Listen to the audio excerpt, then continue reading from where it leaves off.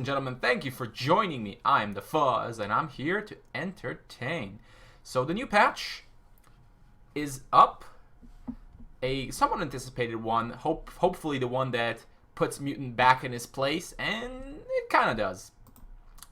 There's a few card changes, but there's more than that. There's some actually really interesting visual ones as well. So let's get the in-game ones out of the way. So first of all, if you look at this screen, you'll notice a few things. First of all, my gold total is looking mighty weird. 2,262k. What the heck does that mean, right? What has actually happened is they multiplied all the gold values by 10. So this is actually, I have 2 million gold, right? They just added a 0, and instead of displaying the extra digits, they added K, as in 2,000, right? You look at the quests. Win one battle for 2,000 gold. Oh my god, that's amazing. Get 3,500 gold for just a few battles. So they just multiplied the rewards as well. Now if you go to the marketplace,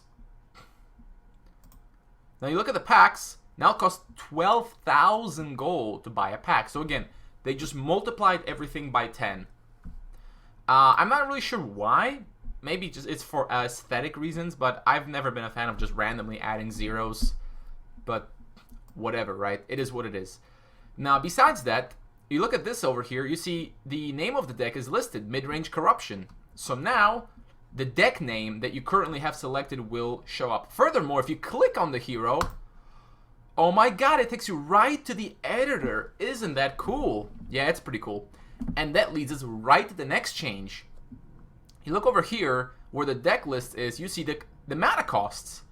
Not only that, you can also see...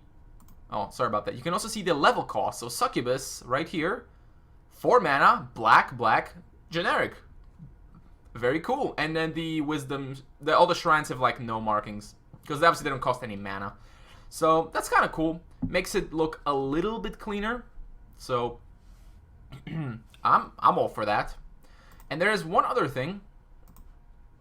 I'll get this going really quickly. I might even just resign, because I want to show this to you right away. Actually, I'll just do it. I'll just do that right away. I don't even want to wait. So, look at this. We have a new screen. Yes, this is for the defeat. And there's one for victory if you win. And one thing they're changing, I don't entirely understand how they calculate this, but basically how much gold and fame you get seems to depend on how long the game was and what you did in the game. So obviously, if I just resigned immediately, I get nothing, right? Makes sense. So they are gonna still tinker with the gold numbers, because according to some people on the forums, the rewards don't match the whole multiply by 10, and so you're just getting way less gold. But they'll have to tinker with this at some other point. But hey, it's pretty cool, right? Hey, add a little bit of nice touch, a little bit of nice aesthetic touch. Always makes the game a little bit cooler. And then what else? No, that's it for the for like the any graphical or aesthetic. I keep using that word, changes. But now, what about the cards themselves? There are only a handful, 3 to be exact. And let's start from the bottom. Alexa, if you control another creature, summon a militia. So the change is you have to control a creature to summon a militia. This actually is a bigger deal than it seems, and it's a very interesting compromise in trying to nerf Alexa a little bit, but not too much. If you made the ability cost 2 mana, it would make it almost trash. This basically means 2 things. Number 1, you can no longer turn 1 militia. That was something that was a bit of an issue, because you basically never needed to run 1-drops. Your hero power was your 1-drop. So now you actually have to use 1-drops, or, well, you don't get to do anything turn 1. And the second change is that if you have no board, you can't just summon a dude and like sacrifice him with a Stronghold Metropolis. You actually have to have a creature. So just a little bit of a bump, and that's fine. That's pretty fair. I think it should give the soldiers a little bit of a slowdown, and that's good. That's good to see. Combined with the mutant nerf should be interesting to see. The second thing, mutant. What we were waiting for, Mr. Mutant. If he is on the front line, you put a weakness emblem. Now, disclaimer, this is currently bugged to hell. Actually, I shouldn't say it's bugged. The game right now is incorrectly designed in that it says once per turn, but what it really means is at the start of your turn. But because it says once per turn, there is a little exploit with this guy. You play him, he does his thing, gets a counter, and then you move him to the back. But then, on your next turn, he's on the back line so he doesn't trigger, but then you put him on the front, and then he triggers, because it's once per turn, not at the start of turn. And what this really means is, he's not changed at all. You just move him back and forth to trigger the effect. Now, they're obviously going to fix this. That was just an oversight, right? But the bottom line is, the version they want is, he only works from the front. I don't know if they mean that if he goes to the back, he won't be able to do it. I assume that you can play him, use the effect, and then put him in the back and still keep the one counter. But then you have to put him in the front if you want him to continue to do it. If you put him in the back, that's the only counter he gets. And that's pretty fair. If he just sits in the back and doesn't accumulate counters, who cares, right? But if he's in the front, he can actually be killed by creatures. And that's the most important thing. That he's not this automatic value engine where he just keeps killing stuff and you can't do anything to him because he's in the back. So this gives decks like Elves a chance to deal with it. They just send a Haldiri at it and, problem solved.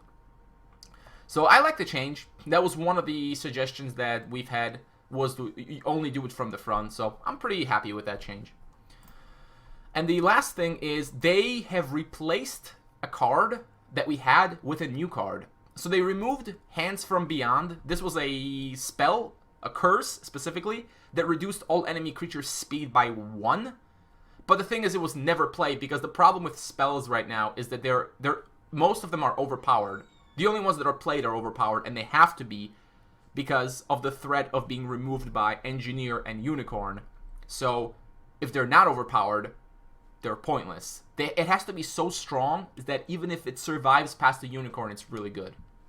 Hands from Beyond wasn't anything like that. And so they removed it, but IFCO did mention that they're going to reintroduce it later. That's cool. I think the card was really cool. They might have to tweak it a little bit. They added a new card. And it's a card I've been waiting for. The Herald of Despair. So it's a shaman. Hey, shamans, right? More shamans. But honestly, this doesn't make shamans any better because, well, not much. Because in terms of just creature quality, it's pretty low on the totem pole. It's a 3-drop. But it's not really a great shaman by any means. But hey, it's always good to have options. But it's the effect that I find interesting. And the effect is when he enters the field, a target creature, artifact, or spell loses all energy. So the first thing you should be thinking is Dark Portal. You now have a way to control the portal. You get the portal to 3, drop a Herald, and just reset it. And then just keep going from 1. So for demons, I think this is a very fascinating tool. And maybe one that will enable them to actually become quite good. Because one of their issues was they have to kill you quickly or they kill themselves with the portal. This gives them a way to shut it down. Or at least, well, delayed. But that's a big deal. If you delay a portal from 3 to 0, you save yourself like 9 life over the next 3 turns. So that's pretty awesome. Also, you can use it as a counter to things like totems, like force fields and whatnot. So I think it's cool. I think it's cool that we have a card like that. A card that actually counters energy. So good job, developers. I'm definitely going to play it in my demons. Outside of that, though, it's probably mostly going to be a tech. Kind of like Gnome Power Engineer. Though less so, since energy is not that widespread. But just because it's in the game, it's a good thing it's in the game is what I'm saying. Because you never know. One day energy may be really good. And we have a way to stop it. And it's a shaman. But again, are shamans even going to bother running this?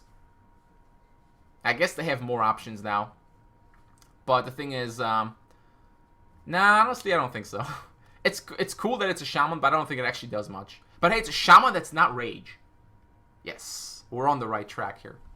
Okay, so that's it for the card changes. Not a lot, but this was never going to be like a really big patch. But the changes that they did make, once Mutant is up to speed, are good, I think. A bit of a bump to soldiers. I still hope they change path.